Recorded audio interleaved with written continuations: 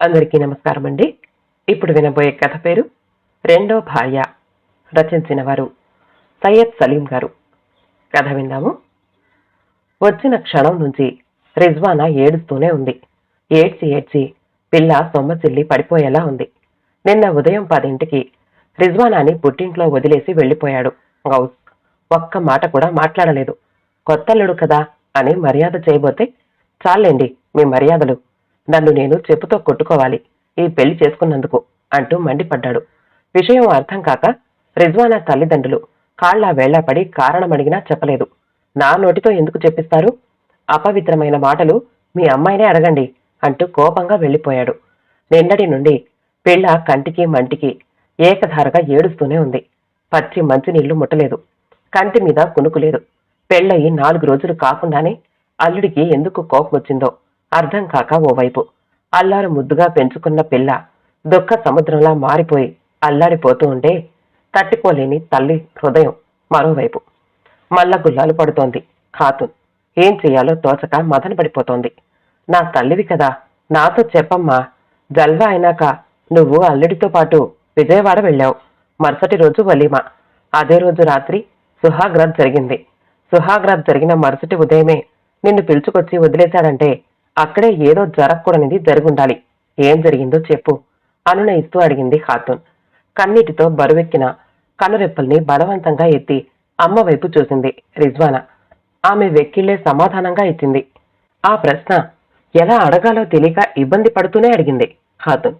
ఆ రాత్రి అంతా సవ్యంగా జరిగిందా? అతన్ని నువ్వేమీ సతాయించలేదుగా?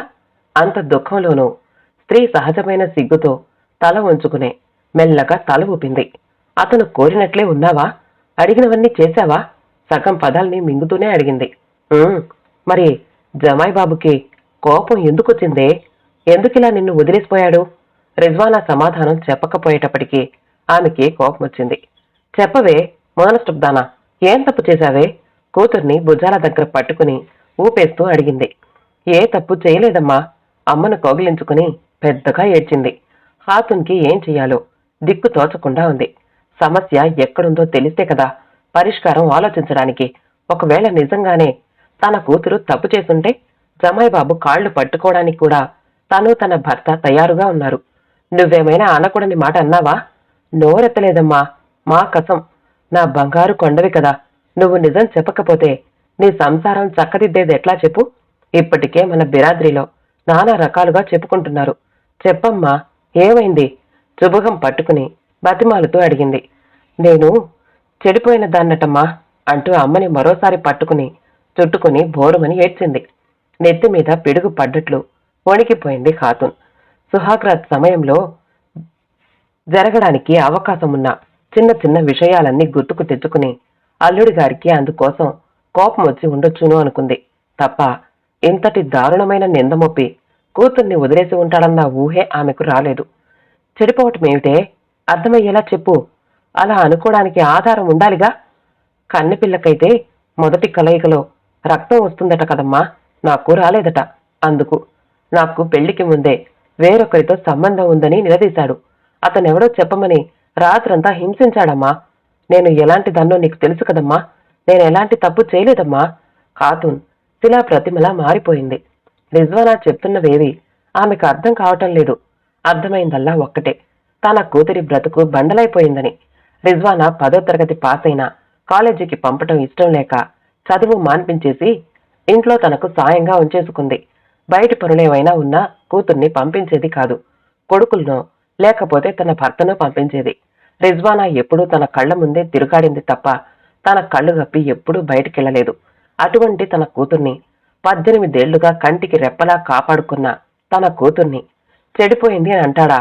వాడి కళ్ళు పీకేయొద్దు, వాడి గొంతు కాళ్ల కిందేసి తొక్కేయొద్దు. యా అల్లా, అల్లుడైపోయాడే, ఏం జరిగినా నష్టం మాత్రం తన కూతురికేగా. విషయాన్ని మెల్లగా తన భర్త చెవిలో ఊదింది. ముస్లిం పెద్దల్ని నలుగురిని తోడు తీసుకుని అతను విజయవాడ వెళ్ళాడు. ఎంత నచ్చజెప్పడానికి ప్రయత్నించినా అల్లుడు రెచ్చిపోయాడు. సెకండ్ హ్యాండ్ సరుకుతో సమాధాన పడడానికి తనేమి చేతకాని వాణ్ణు కాదన్నాడు. కన్నెపిల్లతో అనుభవం ఎలా ఉంటుందో తనకు కొత్తేమీ కాదన్నాడు. వయసులో పెద్దవాళ్ల ముందు అలా మాట్లాడడానికి సిగ్గులేదా?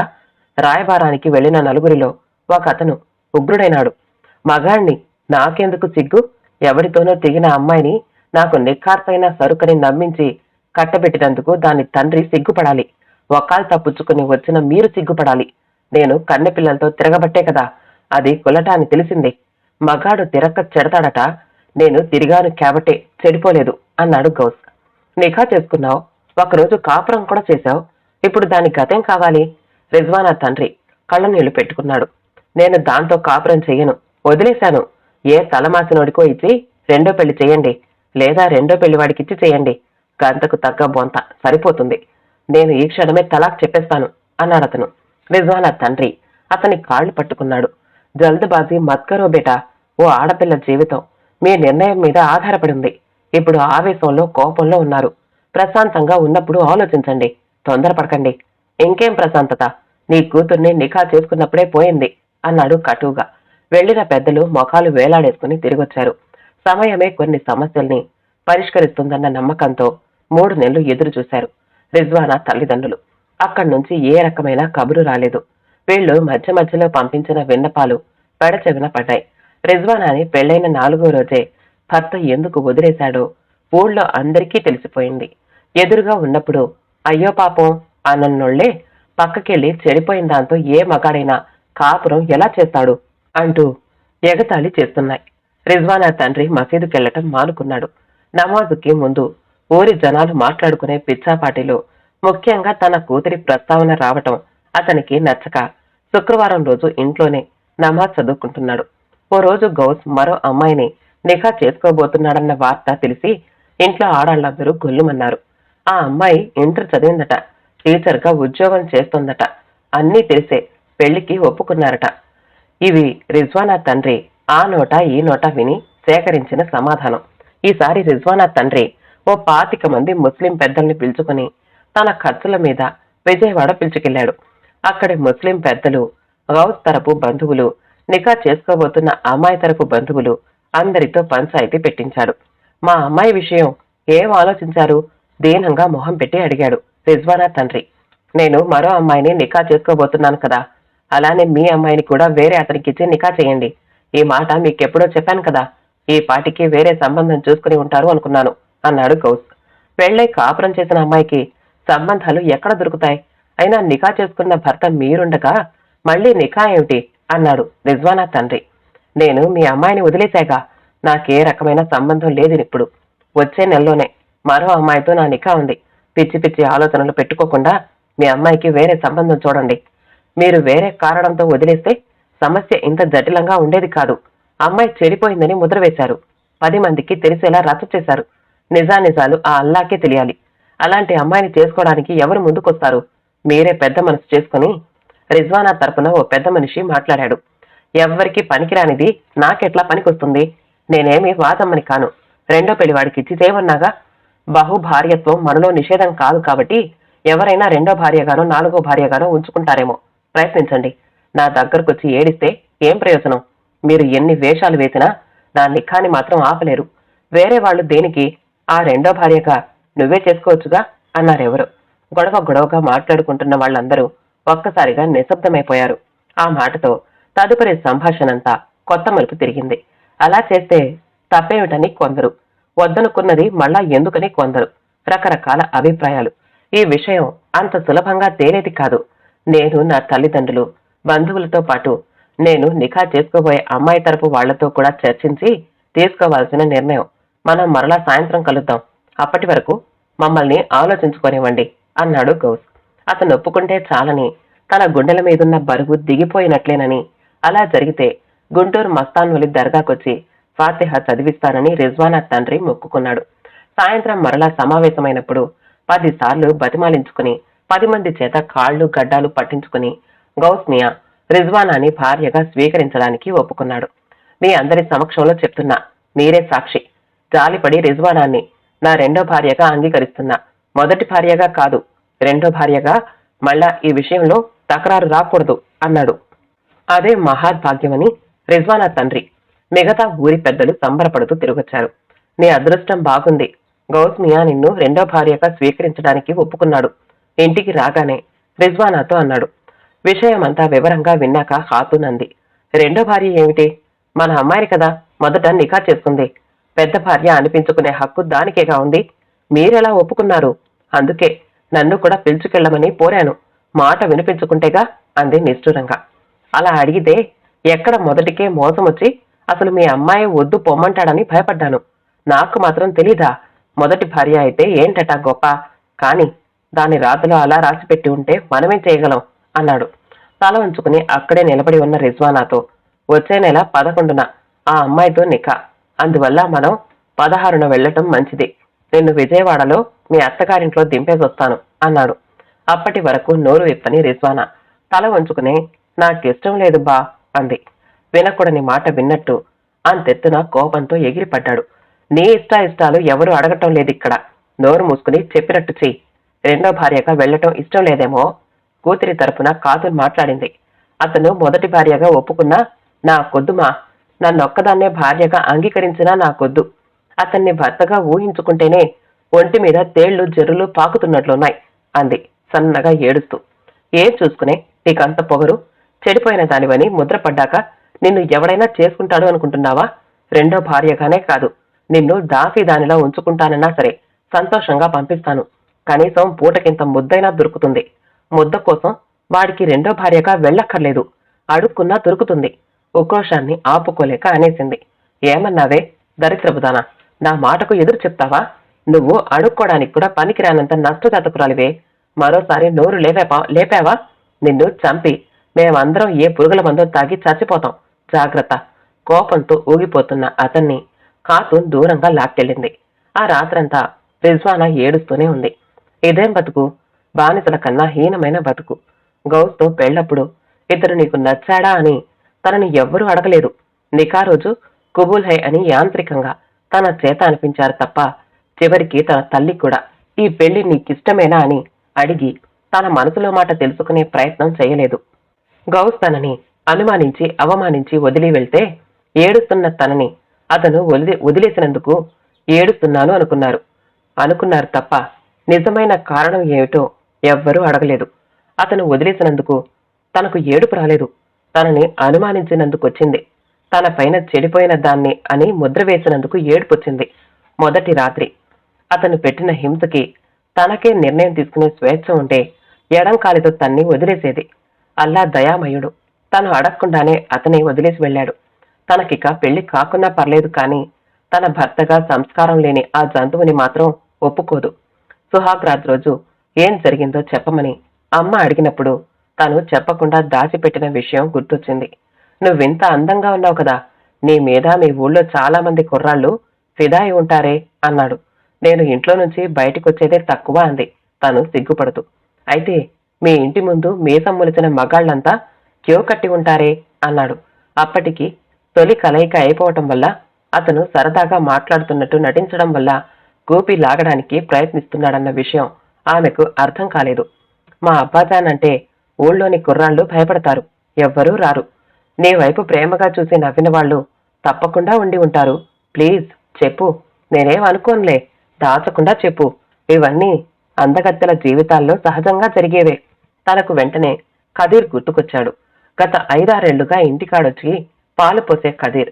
వాళ్ళకి 2 బర్రెగొడ్లున్నాయని, పాలు అమ్ముకోవటమే జీవన ఆధారమని అమ్మ చెప్పింది. కదీర్కి 20 ఏళ్లుంటాయేమో. మనిషి సన్నగా పొడవుగా ఉంటాడు. చామన ఛాయగల కళగల మొహం. ఆ కళ్ళు నవ్వుతున్నట్టే ఉంటాయి. పాల కోసం తను తలుపు తెరిచినప్పుడల్లా చాలా ఆత్మీయంగా నవ్వుతాడు. అంతే తప్ప అతనెప్పుడూ మరోలా ప్రవర్తించలేదు. ఆ నవ్వే ఎన్నో ఏళ్ల నుంచి పరిచయం ఉన్న స్నేహితులు కలిసినప్పుడు నవ్వేలాంటి నవ్వు. నికా మరో 4 రోజుల్లో ఉంది అనగా తన చేతిలో ఉన్న స్టీల్ గిన్నెలో పాలు పోస్తూ, నీ పెళ్ళట కదా అన్నాడు. తను తలెత్తి అతని కళ్ళల్లోకి చూసింది. అవి నవ్వటం లేదు. వాటిలో రహస్యంగా దాచుకున్న దుఃఖమేదో నీటి పొరలా మారి అడ్డుపడుతున్నట్టు. తనేమీ సమాధానం చెప్పలేదు. గౌస్తో పాల అబ్బాయి గురించి చెప్పింది. మంచివాడండి, ఊరికే చూసి నవ్వుతాడంతే అంది. అంతే. అతనిలో అనూహ్యమైన మార్పు. అప్పటి వరకు అతని లోపలెక్కడో దాక్కున్న రాక్షసుడు బయటికొచ్చినట్లు అతని నవ్వు క్రూరంగా మారిపోయింది. ఓ, వాడితో అన్నమాట ఎన్నాళ్ళు నువ్వు కులికింది అన్నాడు. అతనేమంటున్నాడో అర్థం కాలేదు తనకి. నాకంటే ముందే ఆ పాలు పోసే ఉండాకోర్ దగ్గర పడుకుని నంగనాచిలా నా దగ్గర కన్నె పిల్లలా నటిస్తే తెలుసుకోలేననుకున్నావా అన్నాడు. తనకే పాపం తెలియదని ఏడ్చింది. కన్నీళ్లతో అతని కాళ్లు కడిగింది. అయినా అతను కరగలేదు. తను చేయని తప్పుకి అతను శిక్ష విధిస్తుంటే మనసు మూగగా రోధించింది. అతను మనిషి అయితేగా, మృగం. మరలా ఆ మృగం దగ్గరికే పంపిస్తారట. వాడు తనని రెండో భార్యగా ఒప్పుకున్నందుకు అమ్మా నాన్న ఎంత సంబరపడిపోతున్నారో. వాడెందుకు ఒప్పుకున్నాడో తనకర్థమయింది. వాడి కాబోయే భార్య ఉద్యోగస్తులు కదా. ఇంటి చాకిరీ చేయడానికి, వంట చేసి పెట్టడానికి ఓ పని మనిషి అవసరం ఉంది. తనని రెండో భార్యగా ఉంచుకుంటే చాలు. నమ్మకమైన పని మనిషి చౌకగా దొరికినట్లే. ఇస్లాంలోని బహుభార్యత్వం ఓ సాకు మాత్రమే. వాడు చేసుకోబోతున్న అమ్మాయికి కూడా మొదటి రాత్రి రక్తం కనబడకపోతే వదిలేసి మరో అమ్మాయిని చేసుకుంటాడా? ఆ అమ్మాయి తల్లిదండ్రులు కాళ్లా వేళ్లా పడితే జాలిపడి ఆమెని మూడో భార్యగా ఒప్పుకుంటానంటాడా? ఈ రెండో భార్యగానో మూడో భార్యగానో ఉండటం ఏమిటో అర్థం కావటం లేదు. ఉంచుకోవటానికి వేసిన అందమైన ముసుగు. ముస్లిం ఆడపిల్లలు, వాళ్ళని కన్న తల్లిదండ్రులు, మతం పేరుతో చేసుకుంటున్న ఆత్మవంచన. ఈ గండం నుంచి ఎలా బయటపడాలో ఆమెకు అర్థం కావటం లేదు. నాన్నకు ఎదురు తిరిగి ప్రయోజనం ఉండదు. మొండివాడు బలవంతంగానైనా తనని తీసుకెళ్లి గౌస్కి అప్పగిస్తాడు. ఆత్మహత్య చేసుకుందామని ఆలోచించింది. కాని ఆ ఆలోచన రుచించలేదు. తనేమీ తప్పు చేయలేదే, మరెందుకు ఆత్మహత్య చేసుకోవాలి? జీవితాన్ని ఎదుర్కోలేని పిరికివాళ్లే ఆత్మహత్య చేసుకుంటారు. తనకు కాలేజీ చదువు లేకున్నా ధైర్యం ఉంది. జీవితంలో ఎదురయ్యే ఆటుపోట్లని తట్టుకునే ఆత్మస్థైర్యం ఉంది. గౌస్ వదిలేశాడని తెలిసాక ఖదీర్ పాలు పోయడానికి వచ్చినప్పుడల్లా తను కనిపిస్తే చాలు, కళ్లతోనే బాధపడకు అనేలా చూడడం గుర్తొచ్చింది. దాంతోపాటు అతను దగ్గరగా నిలబడినప్పుడల్లా అల్లుకునే అవ్యక్తమైన ఆత్మీయత గుర్తొచ్చింది. విజయవాడ వెళ్లాల్సిన రోజు దగ్గర పడే కొద్దీ ఖదీర్ని మరింత నిశితంగా పరిశీలించింది. తనంటే అతనికి నిజంగా ఇష్టమా? ఏ రకమైన ఇష్టం? తనేమైనా భ్రమపడుతోందా? అపోహన? పేదవాడైతేనేమి, మనసున్నవాడు. తనని అవమానించిన గౌస్కి రెండో భార్యగా శరీరాన్ని మనసుని వాడికప్పగించి బతికే బానిస బతుక్కన్నా సంస్కారమున్న పేదోడితో కలిసి కలో గంజో తాకటంలోనే ఆనందం ఉంది అనుకుంది. అతనితో మాట్లాడడానికి సరైన సమయం కోసం ఎదురు చూసింది. విజయవాడకి ప్రయాణం రేపు అనగా ఆమెకు అవకాశం దొరికింది. ఖదీర్ పాలు పోయడానికి వచ్చినప్పుడు అమ్మా నాన్న లేరు. సరుకులేవో కొనాలని బయటికి వెళ్లారు. రేపు మరలా అతని దగ్గరికే వెళుతున్నావటగా రెండో భార్యగా అన్నాడు ఖదీర్. అతని కళ్లల్లో పల్చటి పొరలా అల్లుకున్న దుఃఖ ఛాయ. రెండో భార్యగా అంటూ ఒత్తి పలికిన ఆ గొంతులో ఎవరి మీదో కసి, కోపం. ఏ వెళ్ళొద్దంటావా అంది రిజ్వానా. నేనెవర్ని అనటానికి ఆమె వైపు దిగులుగా చూశాడు. ఆమె కొన్ని క్షణాల నిశ్శబ్దం తర్వాత అడిగింది. నువ్వేమీ కానప్పుడు ఎందుకు బాధపడుతున్నావు? అతను సమాధానం చెప్పకుండా తలంచుకుని నిలబడ్డాడు. జాలిపడుతున్నావా? కాదు, నువ్వు అందంగా ఉంటావు, 10వ తరగతి వరకు చదువుకున్నావు, చాలా మంచి అమ్మాయివి. సలక్షణంగా ఉండే నీకు రెండో భార్యగా వెళ్లాల్సిన దుస్థితి పట్టినందుకు బాధేస్తోంది. తమ కూతురి జీవితంలో ఇలాంటివి జరగకుండా అడ్డుకోవాల్సిన తల్లిదండ్రులే నిన్ను బలవంతంగా అందులోకి నెడుతున్నారని తెలిసి మరీ బాధ అనిపిస్తోంది. నిజం చెప్పు, మన ముస్లిం ఇలాకాలో ఎంతో మంది అమ్మాయిలు పేదరికం వల్ల అరబ్ షేకులకు అమ్ముడుపోయి బానిసల్లా బ్రతుకుతున్నారు. పెళ్లైన వాడికి 4వ భార్యగా అయినా సరే వెళ్లడానికి సిద్ధపడుతున్నారు. వాళ్ళందర్నీ తలుచుకుని బాధపడుతున్నావా? మరి నా విషయంలోనే ఎందుకంత శ్రద్ధ? ధైర్యంగా చెప్పు, నేనేం అనుకోనులే. ఖదీర్ కళ్ళెత్తి రిజ్వానా కళ్ళల్లోకి చూస్తూ నువ్వంటే నాకిష్టం అని మరలా కళ్ళు దించుకున్నాడు. జీవితమంతా చీకటి కాబోతుందని భయపడిన రిజ్వానాకి ఖదీర్ కళ్లల్లో కొత్త వెలుగు కనిపించింది. శుభం. కథ సమాప్తమండి. కథ నచ్చితే మా ఛానల్ని లైక్ చేయండి, షేర్ చేయండి, సబ్స్క్రైబ్ చేసుకోండి. మళ్ళీ కలుద్దాం ఇంకో మంచి కథతో.